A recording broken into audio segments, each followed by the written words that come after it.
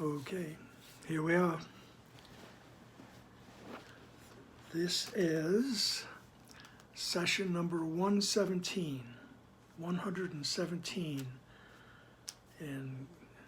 of Kevin Reads A Course in Miracles.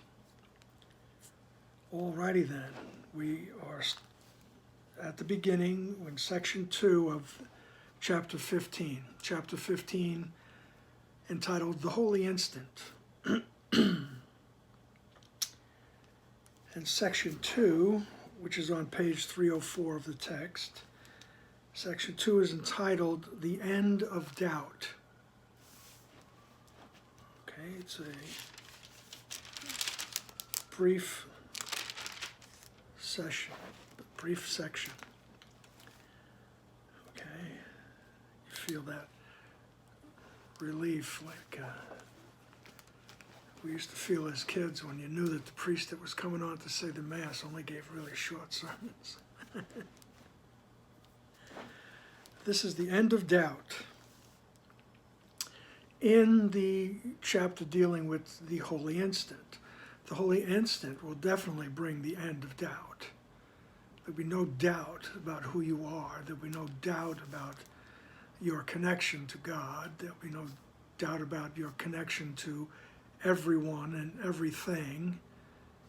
Right? There'll be no doubt. Okay. Well, that's it. No, just kidding. Let's go to section or paragraph number 1.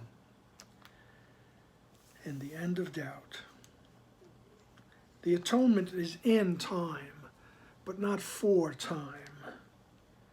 Being in you, it is eternal. What holds remembrance of God cannot be bound by time. No more are you. For unless God is bound, you cannot be. An instant is offered to the Holy Spirit. An instant offered to the Holy Spirit is offered to God on your behalf. And in that instant, you will awaken gently in Him. In the blessed instant, you will let go all your past learning, and the Holy Spirit will quickly offer you the whole lesson of peace.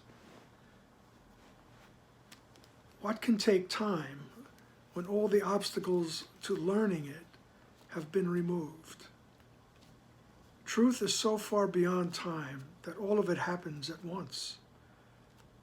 For as it was created one, so its oneness depends not on time at all. Right? Truth does not depend on time. Right? I remember the words are limiting, but if you could dwell on that word truth, it's the truth of your existence, the truth of all that is. Right? He says that's so far beyond time, because time is limiting. Right? It's so far beyond time that all of it happens at once. I just imagine everything happening at once. That's the holy instant. There's no past, present, or future. It's only now.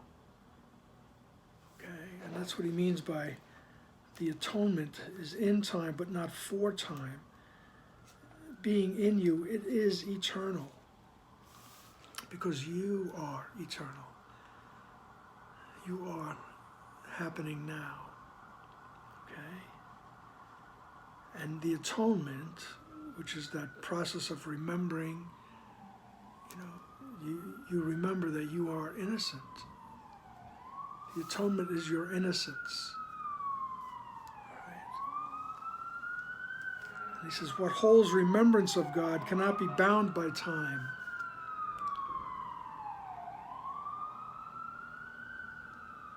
So with the atonement, the remembrance of innocence is the remembrance of God. And that cannot be bound by time. Right? So the atonement is in time because here we are. We believe we're here. Right? So we need something that will help us dissolve this dream, if you don't like the word illusion, if we can dissolve this illusion.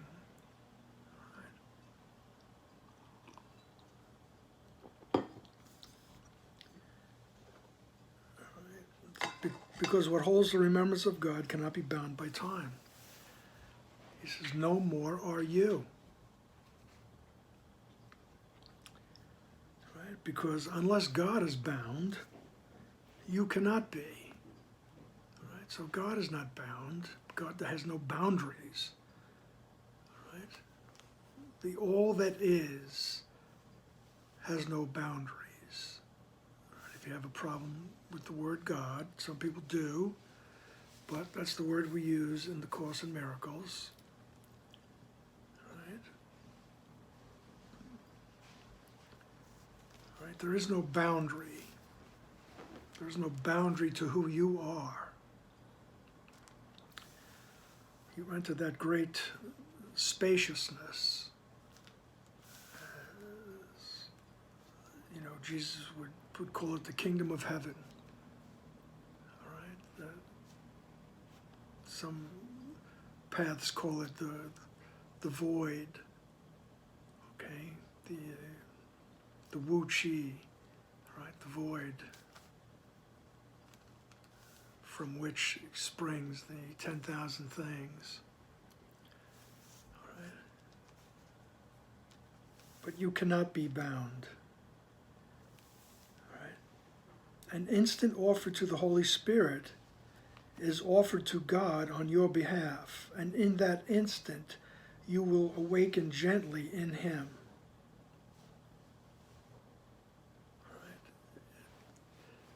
That's the little practices that we take, right? Even if it's just a second or two, that all of a sudden you say, please, I'm willing to see differently. I'm tired of the conflict. Help me see correctly. Right? In that brief instant, right? That's offered to God on your behalf.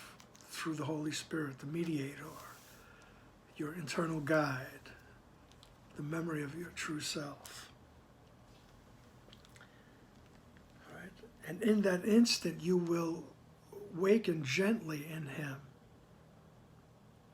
Okay? Remember, He's telling us that time is an illusion also. So in that instant is all that is. In that instant, you are connected with all that is. Right? You waken in that instant.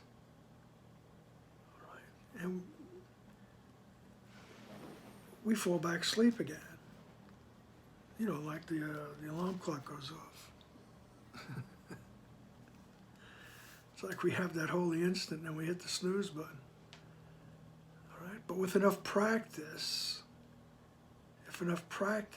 we get to the qualitative holy instant.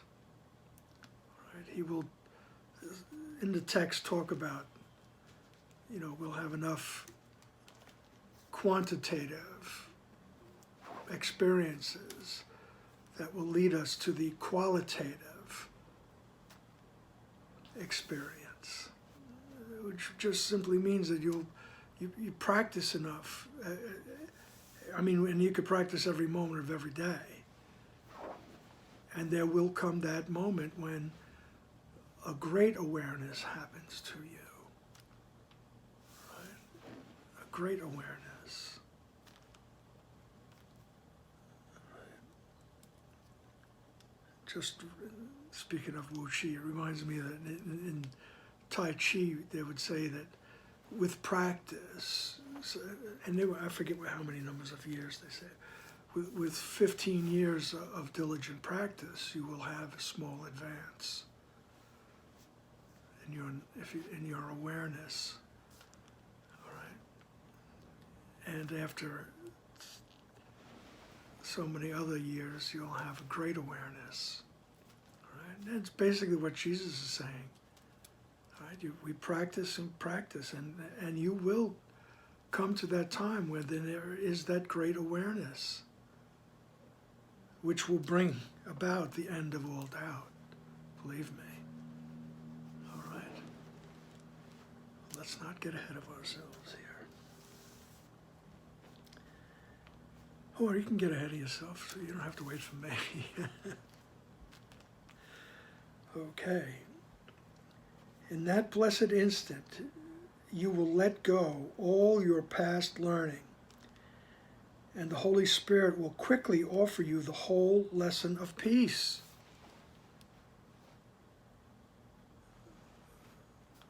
What can take time when all the obstacles to learning it have been removed?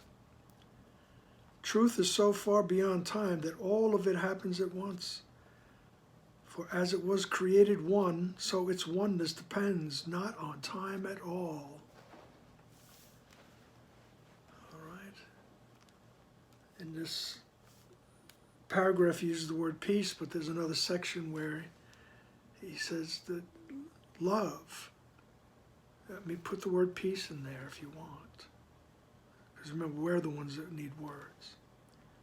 All right, he says, love waits on welcome, not on time. Love is not waiting on time. It's just waiting on us to welcome it, to be willing to have it rise up in our mind, in our awareness. And it's the same thing with peace. And we keep practicing the holy instants. When I just say, help, I'm willing. I'm willing to see correctly. Okay, then everything is given to us all at once. All right. And in paragraph 2, he says, do not be concerned with time, and fear not the instant of holiness that will remove all fear. For the instant of peace is eternal, because it is without fear. It will come, being the lesson God gives you, through the teacher he has appointed to translate time into eternity. Blessed is God's teacher, whose joy it is to teach God's holy Son his holiness. His joy is not contained in time. His teaching is for you because his joy is yours. Through him, you stand before God's altar, where he gently translates hell into heaven. For it is only in heaven that God would have you be. Okay? So he says, don't be concerned with time. Let's not get too caught up in this idea of time. We can spend time talking about it. The ego likes to do that. The ego likes to talk about itself and all its aspects. All right? And a friend of mine, Mr. Robert Mulvey, all right, holder of many PhDs, once said, you know, Kevin, there's two tables outside, there's two doors outside of heaven, and one says heaven, and one says a discussion about heaven. So that's what Jesus is talking about. Don't be concerned with time. Don't get caught up in studying what it means, the metaphysics of time, and is time affected by speed? You know, how many light years and things like that. It's all well, it's cool, right? But once again, it's all part of the illusion. All right, so don't get caught up in it. You know, have fun. Believe me, have fun. If you like time, you like to study it, like to talk about it, go at it. All right. Just do it with a little smile on your face. All right. They say all these websites, but now these days it's Facebook pages. You know. They're devoted to one metaphysical concept or another, you know, but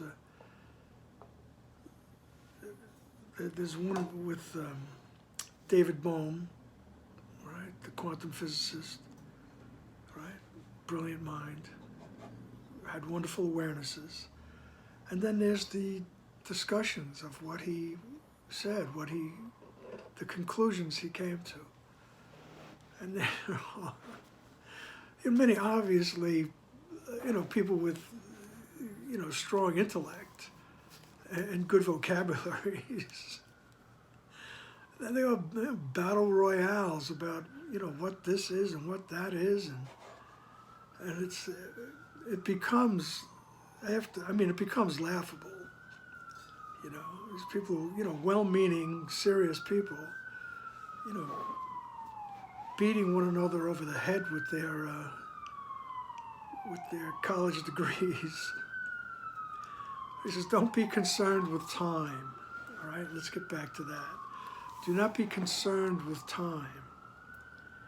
And fear not the instant of holiness that will remove all fear. That's the big statement. Fear not the instant of holiness. Okay? That's our fear. That instant of holiness. All right? That will remove all fear. Because that instant of holiness will show us this whole dream, show us what this body is all about. All right? Just don't be afraid of that. You're not going to go poof. All right? You're not going to be devoured. All right? You're not going to be shot into oblivion.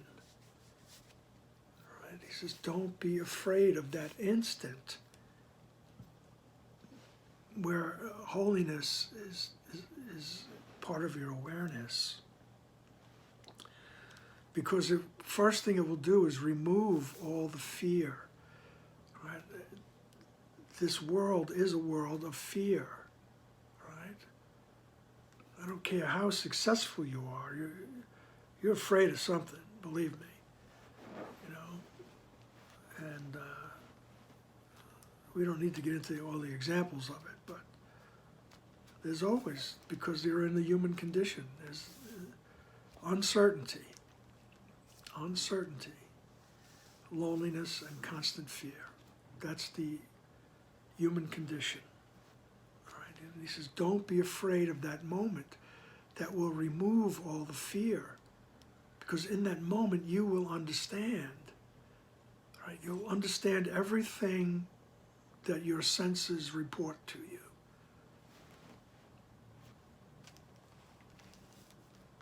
For the instant of peace is eternal because it is without fear. It will come, being the lesson God gives you. It will come through the teacher. The teacher he has appointed to translate time into eternity. It will come through, and we use the term Holy Spirit, which used the symbol of Jesus. Right? Once again, use any symbol of love that is outside of this dream, that is outside the illusion. Anything that represents love to you. Okay?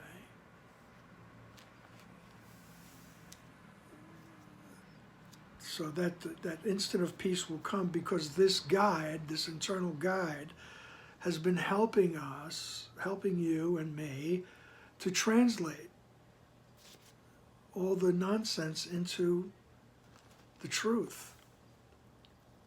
Right?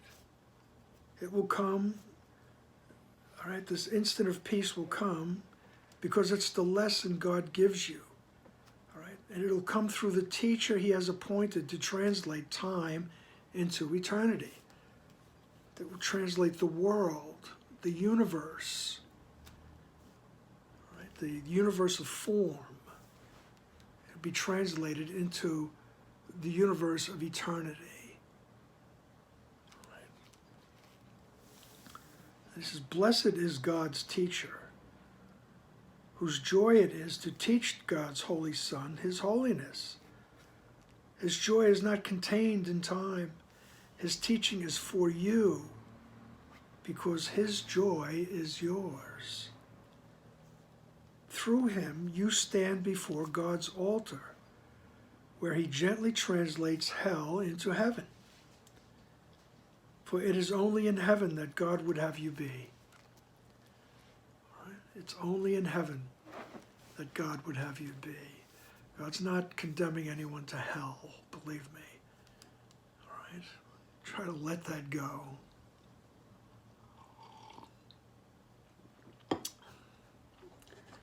Eternal bliss is the only place God would have you be.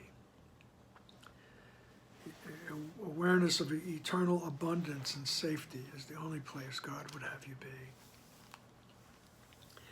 And your internal guide is blessed because your internal guide is there to help you to translate, right? Transform this world, right? To translate everything in this world into an experience of eternity. Right? He gently translates hell into heaven. Okay. That's why we keep going to the internal teacher. Right? Help me with that active willingness. Once again, it can't just be like a mantra.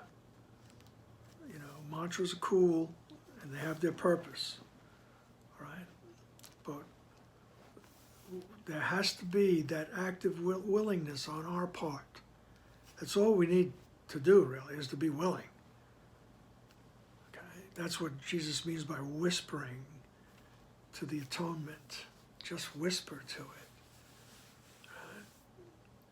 You don't need to go fishing for it or go capture it and drag it back. You just need to whisper to it. Right? I'm willing. I'm willing to see differently. And you'll notice the days you're not, or the moments you're not. That's a good thing too, because the part of your mind that's noticing, oh, I'm not willing to see his innocence. That's a good thing too. The part of you that can notice that is the observer. And you can make the choice. And then see the consequences of your choice. Right? If you choose to continue to condemn the other, you live a life, you live that life, you know, until we're tired of it.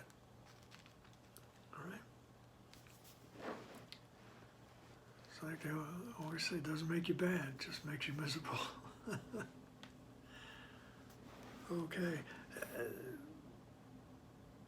You know, so you just notice, and without condemning yourself. You know, I could say to myself, gee, after, 30 years of reading this material and trying to practice and practicing, right? Why is it that under certain circumstances I am projecting guilt? All right? No, don't take that next step and condemn yourself or myself. All right? Just notice, right, that you're afraid of that holy instant. You're afraid when everything will be given to you. Right? You think that you're still this. Right? And this needs to be protected.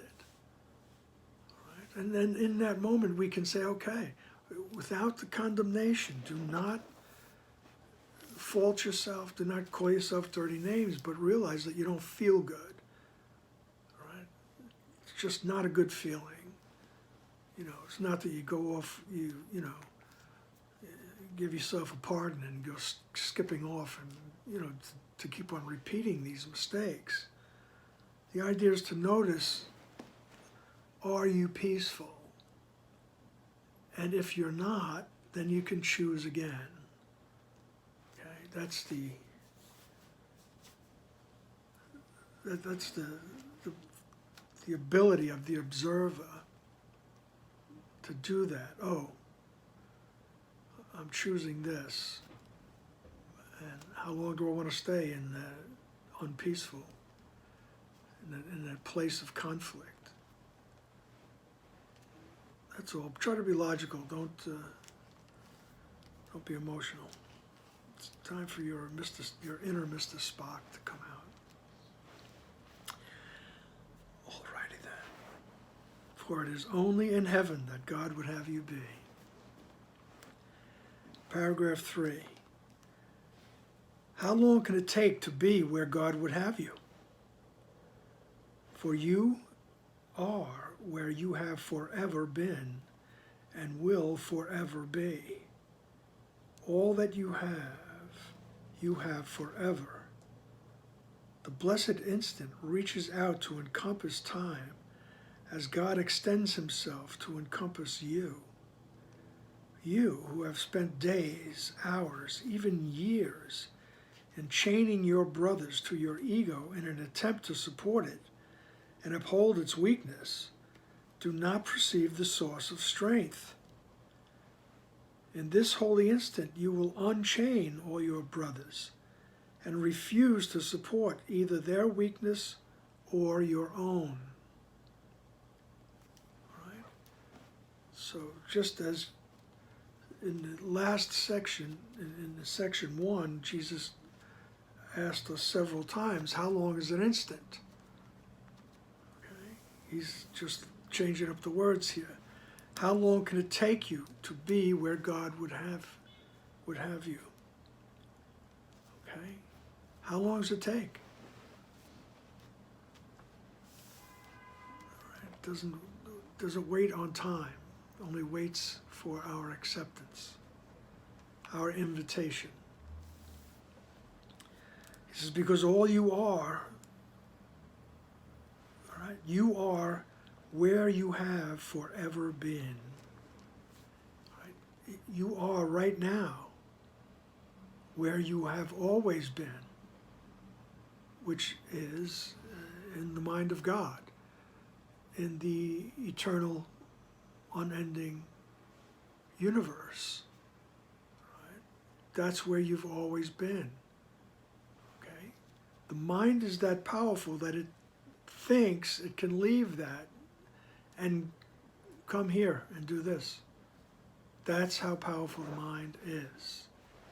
All right?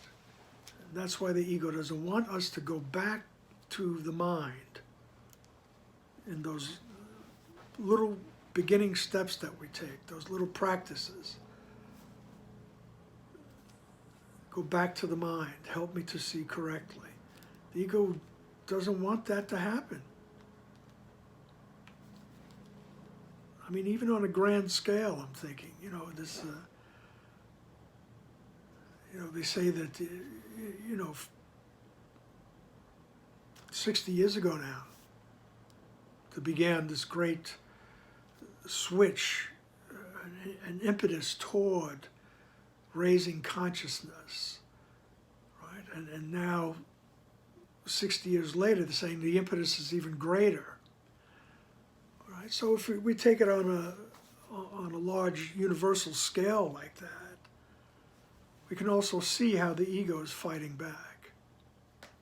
All right? There are enormous distractions, enormous things that are telling you, get your head out of the clouds, look at this, look what's happening.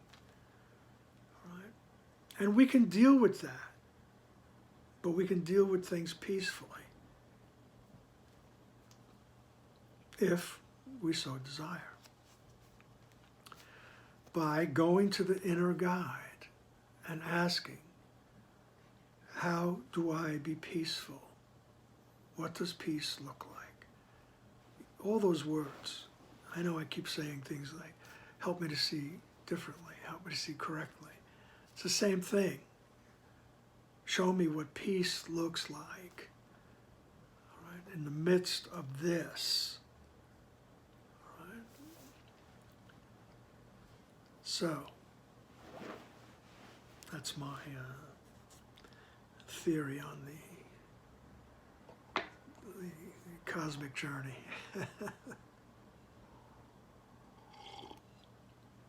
Sorry for slurping. All right, so how long can it take where God would have you be? For you are where you've been forever and will forever be. All that you have forever. All right. So this holy instant helps us to come back into that awareness. Okay? And then he says, he talks to all of us. You know, at this point, remember, he's talking to Helen and Bill. All right? But through them, he's talking to all of us. All right? And Helen and Bill spent many years not only bickering among themselves, but bickering within their department. All right? Their clinical psychology department, all right, at Columbia University. There's a lot of, just as I guess in all corporations, I'm not that familiar with the corporate world, all right, I haven't always been in a freelance, just put it that way. Right? But there's always that bickering and, you know, who's following the boss and who's doing this and that, you know, who's, you know, reporting on everybody, all that nonsense, okay? So he's speaking to Helen and Bill, but he's speaking to us when he says, paragraph 3, sentence 5, you who have spent days, hours, even years in chaining your brothers to your ego in an attempt to support it and uphold its weaknesses, you do not perceive the source of strength. All right? He says you don't know where your source of strength is because we've been spending so much time pointing the finger at people and trying to get ahead of people. I got to get mine before they get it. You know, don't get ahead of me. You know, you cut me off, all that stuff. You can't talk to me that way. You know, everything like that. Then being worried you're going to get passed over or not recognized, or let me not go into the 10,000 things, as the Chinese would say. All right. But we have spent time, years even, chaining your brothers to your ego. All right? Just trying to prove that we're separate and I got to get mine before you get it. All right? I'm chaining them to the same situation. All right? They're the same, and we chain each other to the ego in support of the ego, reinforcing the fact that I'm separate from God. And now it's a you know, get me, you know, I have to get mine, right? It's me or you world, right? And then I chain the others to that belief, right? And reinforcement of it, right? And in an attempt to support it and uphold its weakness. He says, you do not perceive your source of strength. Right? The source of strength is who you really are. It's the Holy Spirit, right? The mediator, right? Your inner guide, right? That symbol of love, that symbol of eternal love, the love that passes all understanding. He says that's where your source of strength is. Your source of strength is in your Creator. It's in your true self. Right? And in this holy instant, you will unchain your brothers. Because in the holy instant, when we say, help me to see correctly, we unchain them. Because we're unchaining ourselves. We come in touch with the awareness of who we are.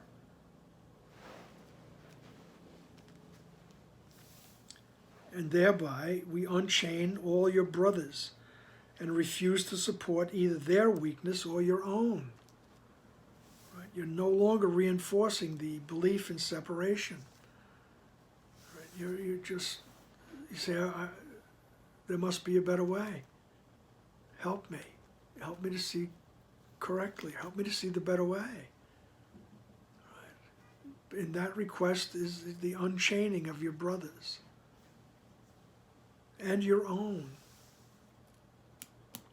Paragraph 4. All right. It says, you do not realize how much you have misused your brothers by seeing them as sources of ego support. As a result, they witness to the ego in your perception and seem to provide reasons for not letting it go. Yet they are far stronger and more compelling witnesses for the Holy Spirit, and they support His strength.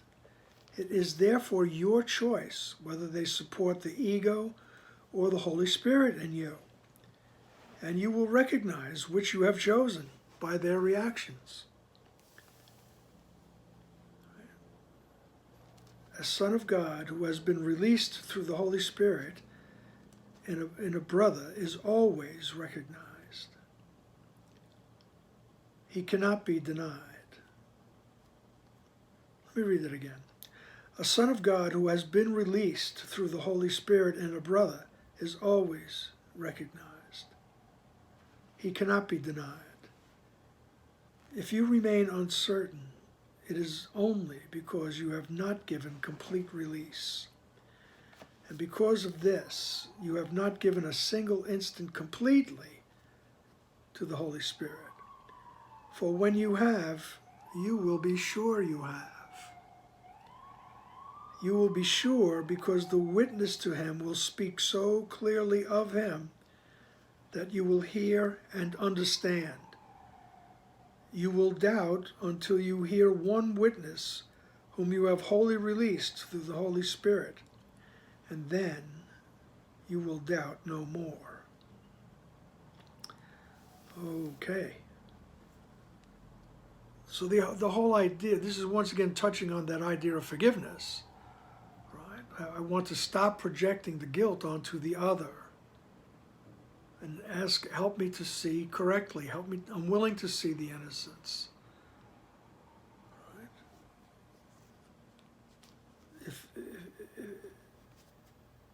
And he says, if you remain uncertain about that other, that brother, right, it's only because you haven't given the instant completely.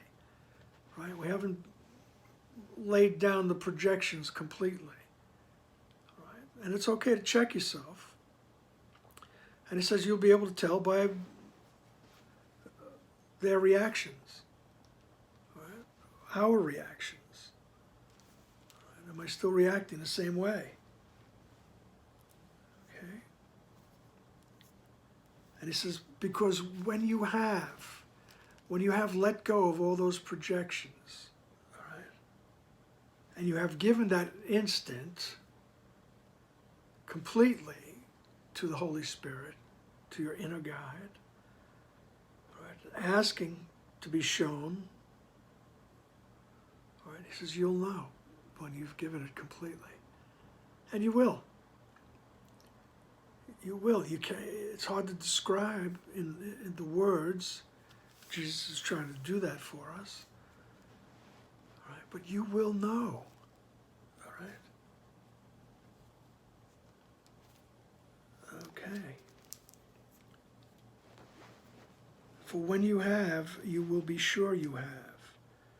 You will be sure because the witness of Him will speak so clearly of Him that you will hear and understand. Right? The witness to Him, to God, to the Holy Spirit, will speak so clearly, right, that you will hear and understand. All right? And you'll have that transformation. You'll have those experiences. And we will have experiences of running away from that also. But just become the observer. Notice. And as soon as you can, come back. Okay?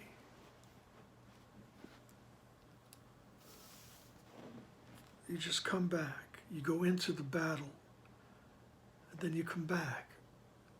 All right? And more you will want to just be in that peaceful place. You won't want to be rushing back into the chaos. Right? It will tempt you, it will draw you. Right? Like Al Pacino in The Godfather. Right? Just when you think you're out, the ego will pull you back in. But it's a choice. All right? We can always choose to come back. Because little by little, you see that when we do re-enter the chaos, it becomes distasteful. It's just uncomfortable, and it becomes uncomfortable quickly. At which point you can just remind yourself, "Oh, I must have made the wrong choice. I must have made the wrong choice." And we go back to the Holy Spirit, who's always waiting for us. Jesus is always waiting for us. He says, you know, there's many roads. Perhaps you want to try them all. And then another place he says, if you want to be like me, I will help you. Right? Now, if we want to be like him, if we want to see the world through the eyes of Christ, he will help us.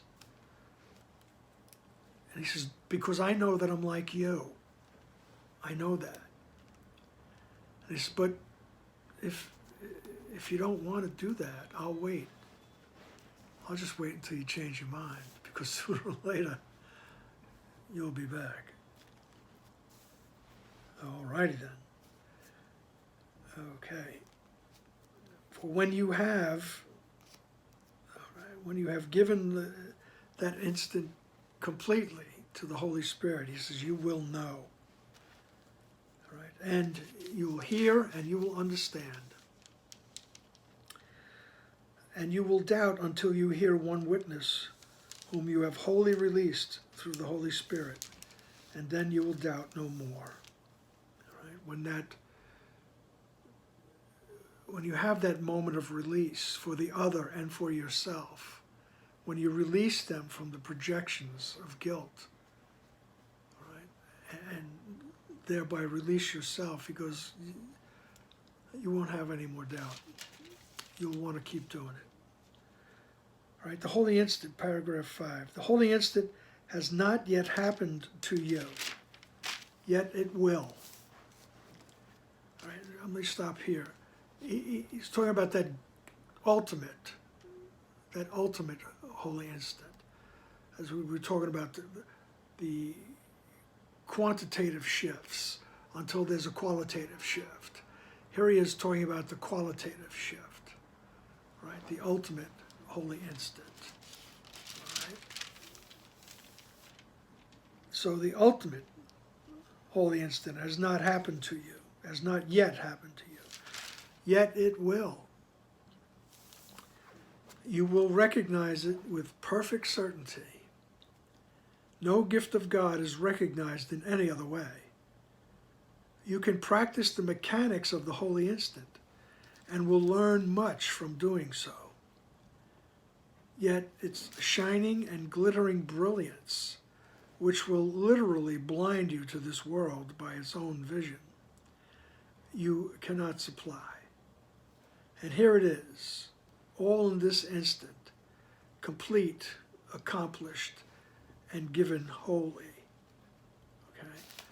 So, just practice. Help me to change my perception. All right? I want my perceptions changed. My perceptions are not bringing me peace. All right? And he says, you will recognize with perfect certainty when you have that qualitative shift. Okay? So paragraph 6. So he tells us, start now. Start now to practice your little part in separating out the holy instant. You will receive very special instructions as you go along to learn to separate out this single second and to experience it as timeless is to begin to experience yourself as not separate. Fear not that you will not be given help in this. God's teacher and his lessons will support your strength. It is only your weakness that will depart from you in this practice, for it is the practice of the power of God in you. Use it but for one instant, and you will never deny it again. Who can deny the presence of what the universe bows to in appreciation and gladness? Before the recognition of the universe that witnesses to it, your doubts must disappear. All right, so he says, start now. All right, separating out that holy instant, that moment when you just say, help me, I'm willing. All right, I'm willing to see correctly. I don't want to fight anymore. All right, I don't want the conflict anymore.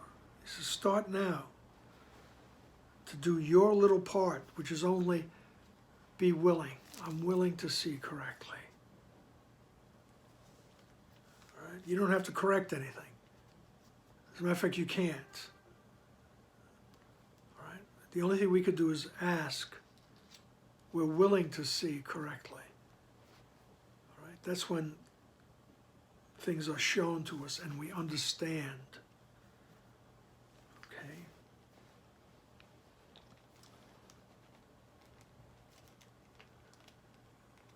So he says you'll receive very specific instructions as you go along.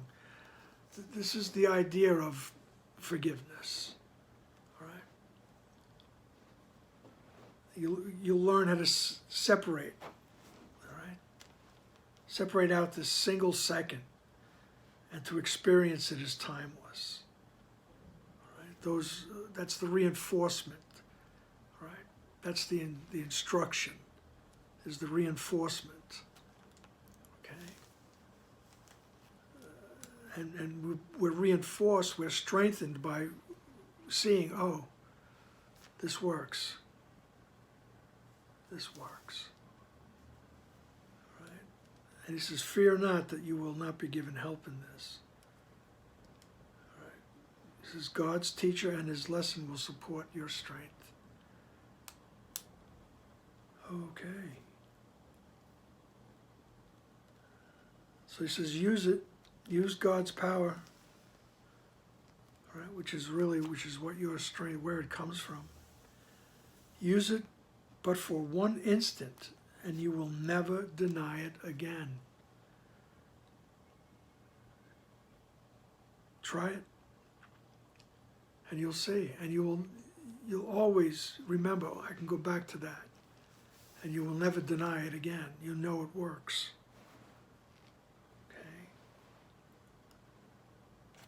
And before the recognition of the universe that witnesses to it, your doubts must disappear. All right? Before the universe that witnesses to the power of God, to the power of God's Son, right? Which is the same. All right? Before you'll have that awareness. And it says all your doubts will be gone. All doubts will be gone. All right. So, as Jesus would say, start now to practice. All right.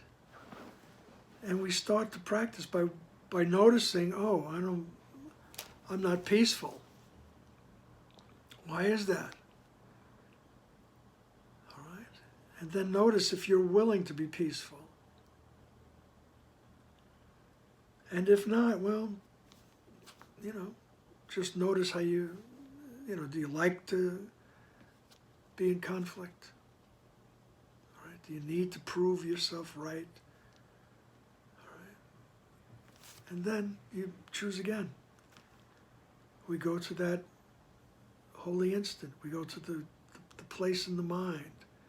We say, hey, okay, I'm willing to see correctly.